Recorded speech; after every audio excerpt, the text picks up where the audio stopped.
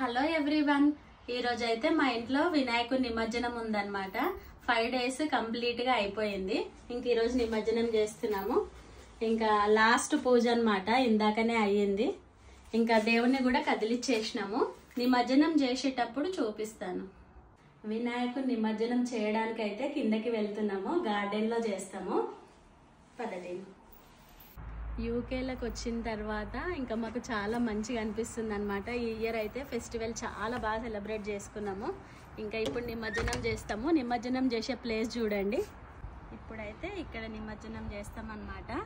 ఇంక ఇక్కడ వాటర్ ఇవన్నీ రెడీ చేసి పెట్టుకున్నాము. మెల్లిగా जय बोलो गणेश महाराज की జై, जय बोलो गणेश महाराज की జై, जय बोलो गणेश महाराज की జై, जय बोलो गणेश महाराज की జై, जय बोलो गणेश महाराज की జై.